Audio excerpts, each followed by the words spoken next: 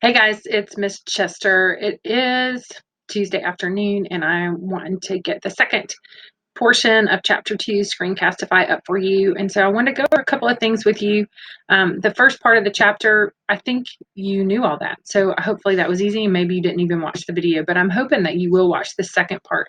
If nothing else, just for a little bit of a reminder. Notice your assignment for today, again, always going to have our grid for what we're doing in class and what you need to do at home. In this case, I also put two videos up for you. Here's the first YouTube video from the first part of the chapter, and the second one I'll put up there as soon as I'm finished with it. But I did want you to call your attention to a couple of things. First of all, I think that Mr. Anderson at Bozeman Science is very, very helpful to us. He's got videos in order for all kinds of AP Physics class. You can see right now I'm on the AP Environmental Science page, and the link that I have for you today is the number 3 video on geology, and it's not that long. It's 11 minutes. It's probably worth your watching because he talks through all the things that we need to talk through today. A second video that I put up there for you today is this one from National Geographic. This one is only 5 minutes long, I believe. And I like some of the animations. They're very, very good in this particular video. So you might want to take a look at that. And there's also some text and background that you might enjoy reading as well. So today we're going to be covering pages 32 through 43 in your textbook. And again, if you're following along or you want to find this in your textbook, you would just go to part 2, and then we're on 2-3, which is geology, the physical basis for environmental science. Now today I'm going to try to go ahead and just flip through the book's PowerPoint and mention a couple of things that you would find on the videos if you did them, and we'll see how that goes. You guys hopefully can give me some feedback. Hopefully waiting for this to load. I'm not going to spend much time here on the definition for geology, but ultimately it's just how our environment came to be what it is over the course of history and the processes that make it as such. Now you do need to, and this is a picture, this is a figure from your book on page 32. You're going to have to memorize that there are layers of the earth. The core, there's an inner and an outer core. The inner core is basically solid iron, and the outer core is a little more molten. And then you've got the mantle, the upper, you've got the asthenosphere and then the lithosphere, and the uppermost mantle, the lithosphere, contains both the tongue twister, lithosphere, but also the crust, and that's of course what we live on. And so definitely you need to think about the mantle being less dense, more elastic rock, but the crust is pretty brittle and it's pretty thin, and it is the outermost layer of the lithosphere. And then here we are going through that. Now, you've heard of Pangea probably since you were in elementary school, but there are various plates that are always moving in different parts of the world, and you're going to have to kind of geographically know some of these. Like for sure, you'll have to know the Mid-Atlantic Ridge. You're going to have to be familiar with terms like the Ring of Fire, and you're going to have to get yourself comfortable with the difference between divergent boundaries, transform plate boundaries, and convergent boundaries. And we're going to do an activity tomorrow that covers that, but I also think watching a couple of videos, getting your notes down, writing a few notes is going to help you as well. But divergent, anything that diverges moves apart. And you can see, if you're looking in here, that if you're in the ocean and the ridges are moving apart, magma is going to come up in between the two. And this is how the Mid-Atlantic Ridge formed.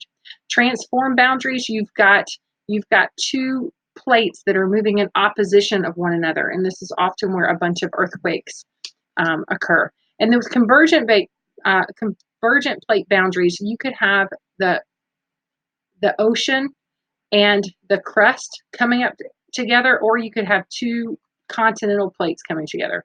If it's an oceanic plate and a continental plate, something happens called subduction. And so one plate goes underneath the other, and that causes heat to rise up to the surface, and that's where volcanoes form. And if you've got two continental plates that are colliding, you get big mountain ranges, like say the Himalayas.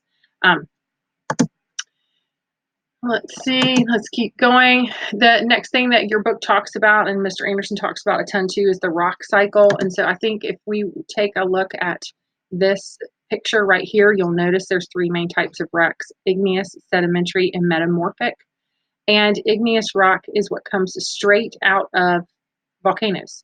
And as it crystallizes, you get the igneous rocks. As it pressurizes or changes form, it metamorphosizes into a metamorphic rock. And as either one of these two types of rocks, whether experience erosion, wind, water blow them downhill, they will form sediments into sedimentary rock. And with any cycle, rock cycle, water cycle, carbon cycle, nitrogen cycle, phosphorus cycle, all these cycles that we'll study again in general, they're all basically renewing because it's a continuous thing. And there's some different pictures of various types of sedimentary versus metamorphic versus igneous rocks on your PowerPoint. Let's see if we want to say anything about this. I'm just going to keep going through this really quickly. Oops, wanted to go back. Okay, you're definitely going to need to be aware of the ring of fire. Okay, the ring of fire is where we're seeing most of our volcanic activity. You'll hear about it in every single video that you watch, including this one, and it's all in your book as well. And there's also a good number of questions about that type of thing that I've seen on AP tests in the past. And then there's certain geological and geographic things like the Mariana Trench or the San Andreas Fault or the Mid-Atlantic Ridge, like knowing something about the Aleutian Islands, that islands that come off the coast of Alaska. Alaska's long tail of islands is volcanic, formed because of volcanoes. Same thing with the Hawaiian Islands. Those things would all be helpful to you going forward, just getting a few of those things in your mind. And then the last thing that this chapter talks about are some natural disasters or geological hazards that result because of plate tectonics and geology.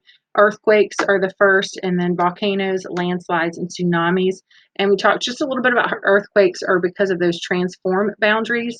And there's a couple of nice little pictures in here about different places, even in the United States, where there's a decent amount of risk. You probably didn't know, and if you read closely in your book, that there's a decent risk under the Mississippi River Basin for earthquakes. And we're seeing lots more earthquakes in Oklahoma than we've seen in years past. Volcanoes happens because of the subduction when you have convergent plates. And hopefully you know that lava then would erupt at hot spots, and then those hot spots oftentimes make islands. And you get new landforms. The book talks a good bit about Hawaii, how that happened in Hawaii. Same with the Aleutian Islands.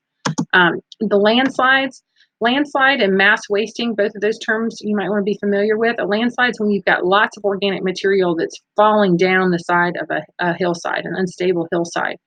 Man seems to be speeding up the number of landslides that we have as we clear cut hillsides, because the vegetation and trees that are naturally on the hill kind of anchor the ground and prevent those landslides from happening. Not totally, but at least stave it off a little bit. And as we clear cut various places, we're seeing more landslides because we have a greater amount of erosion.